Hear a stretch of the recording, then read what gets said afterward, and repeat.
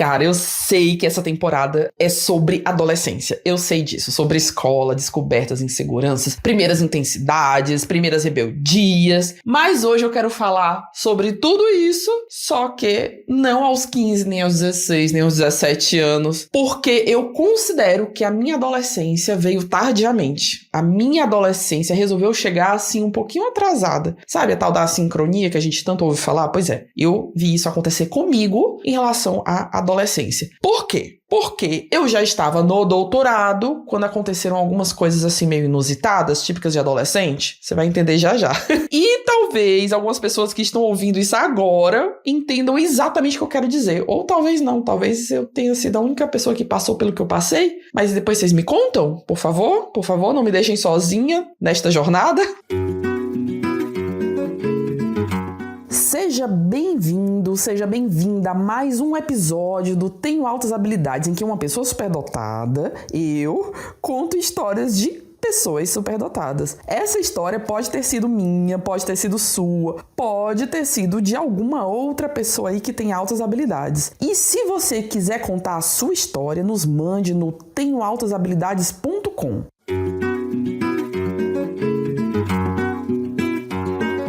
Porque tem gente que vive certas experiências na idade esperada, não é? E tem gente que passa a adolescência inteira tão ocupada, tentando ser responsável, que o colapso da liberdade só vem muito depois. E, de verdade, gente, foi isso que aconteceu comigo. Eu já morava fora do Brasil, já tinha meus 20 e alguns anos, 25, 26, por aí. Eu estava no doutorado, numa universidade enorme, renomada, longe da família, longe da cultura em que eu cresci. E, de repente, foi como se uma parte inteira minha, que tinha ficado comprimida durante anos, resolvesse explodir de uma vez. Sério. E olha, explodiu bonito. Porque eu tinha sido uma adolescente absurdamente responsável. Eu não fazia nada na dica de errado. Nada, zero. Eu estudava, eu me dedicava, eu seguia as regras, eu tentava corresponder às expectativas e pior de tudo é que boa parte dessas expectativas, na verdade, nem vinha dos outros. Vinha muito também dos outros, tá? Mas muito vinha de mim mesma. Uma autocrítica absurda. Porque quando você cresce sendo a inteligente, a madura, a que dá conta, a que cuida, a que consegue, você começa a acreditar que não pode falhar nunca, que não pode perder o controle, que não pode decepcionar, e isso vai criando essa prisão que é invisível e que a gente nem percebe até sair dela. É uma prisão, inclusive, muito elogiada, tá? Porque as pessoas adoram adolescentes responsáveis, adoram jovens produtivos, adoram gente que parece ter uma vida totalmente organizada. Só que ninguém vê o cansaço de performar isso o tempo todo. E aí que mora o perigo. E nesse momento que eu já tinha passado uma adolescência, início da juventude, extremamente responsável, foi quando eu fui morar fora. Longe da família, longe do olhar do conhecido, longe da cultura que me moldava, longe até da versão de mim que as pessoas esperavam encontrar. Então eu fui realmente para viver novas expectativas. E junto disso veio uma sensação perigosíssima. Consciente em alguns momentos, inconsciente em outros, que era: eu posso ser outra pessoa aqui. Eu posso ser outra pessoa. Não preciso ser a mesma pessoa que vivia lá no Brasil. Nossa, quando eu penso nisso hoje, eu vejo o quanto aquilo tinha de libertação e também de desespero. Porque não foi uma mudança equilibrada. E se alguém também tiver muita experiência de vida de mudança equilibrada, também me fala. Porque, de verdade, verdadeira, eu só conheço as minhas mudanças e elas são totalmente desequilibradas, tá? Não foi uma mudança equilibrada, não foi madura, não foi tranquila. Foi, assim, uma gangorra emocional gigantesca. Eu saí de uma vida extremamente controlada. E sendo controlada, a vida era controlada e eu era controlada, porque tem outros aspectos aí da minha vida antes de eu ir para o doutorado nos Estados Unidos, mas enfim, isso é outra história para outro podcast. Para um período em que eu simplesmente queria viver tudo.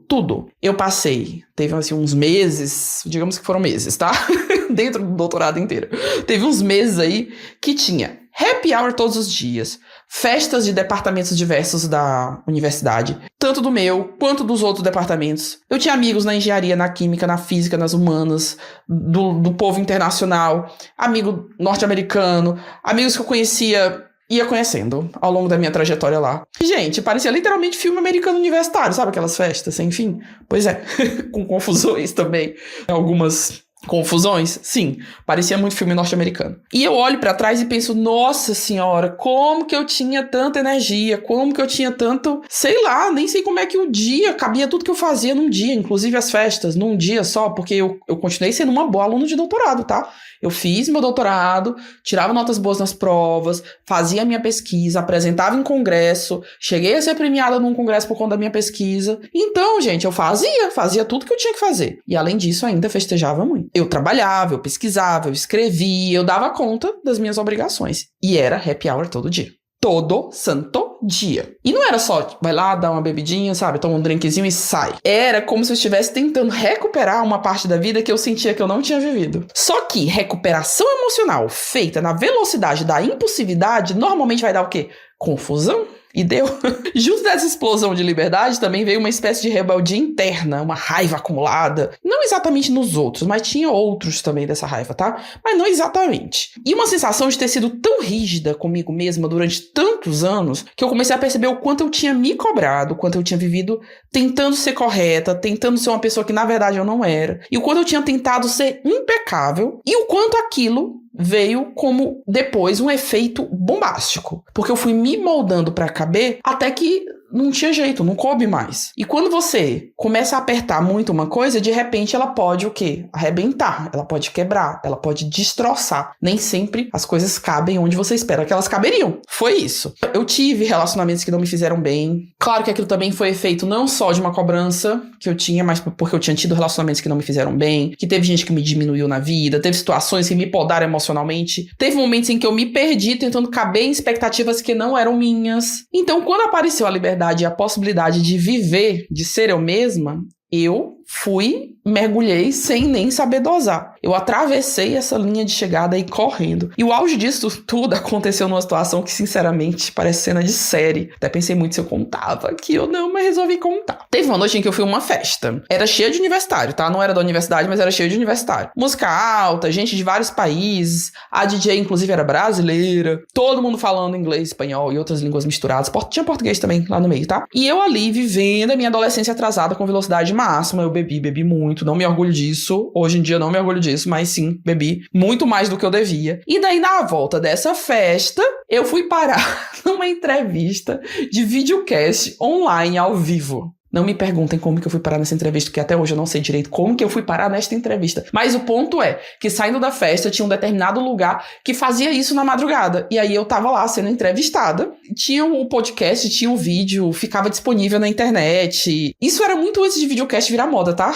Já tinha podcast, mas videocast ainda não era moda. Mas enfim, eu participei embriagada e, meu Deus do céu, não foi uma entrevista escondida entre amigos. Foi uma entrevista publicada online na internet, num espaço público com gravação, com câmera, com gente assistindo. E eu lembro de falar umas coisas assim, com uma confiança absolutamente incompatível com o meu nível de álcool no sangue. Na minha cabeça, tudo fazia sentido. Na vida real, nem tanto, né? Nem tudo fazia sentido. Bem, algumas horas depois, eu já no outro dia, com uma ressaca danada, cheguei a ver o vídeo postado. Depois fui ver de novo pra poder, enfim, fazer alguma coisa sobre ele. Quando já tinha sido retirado do ar. Foi retirado sem nem eu pedir nada, porque não estavam o vídeo não estava alinhado com as diretrizes. O que traduzindo foi, pelo amor de Deus, mulher, não tinha condição nenhuma disso continuar publicado. Como que a gente deixou passar essa publicação? Bem, eu tenho essa entrevista gravada em algum lugar, gente. Algum CD aí antigo, porque eu cheguei a baixar essa entrevista, mas não sei onde é que tá. O ponto é que existe, sim, um registro audiovisual da minha adolescência tardia, universitária, internacional, completamente sem supervisão adulta, né? Porque nem eu mesma era adulta ali do momento. E talvez a parte mais curiosa disso tudo seja que hoje eu olho para essa história com um pouco menos de vergonha do que eu imaginava, mas ainda não muito orgulhosa dessa história, porque enfim, né? Claro, tem vergonha, tem constrangimento, tenho vontade de entrar num buraco quando eu me lembro dessas cenas. Essa não foi a única, esta não foi a única, mas eu estou contando só esta. Mas também tem compaixão, vai. Porque hoje eu entendo que aquela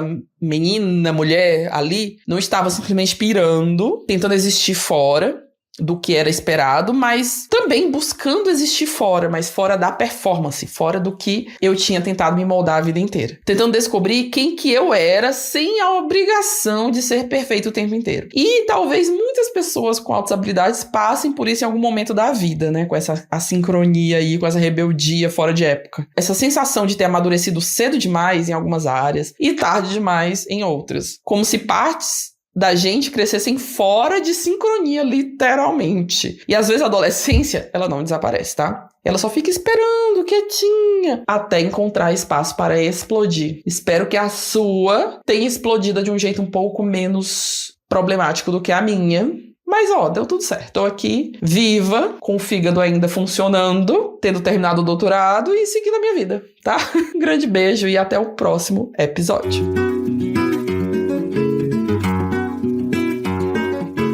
Se identificou? Venha, participe com a gente também do nosso canal do YouTube, @tenhoaltashabilidades, com mais informações no site www.tenhoaltashabilidades.com.br. Até a próxima!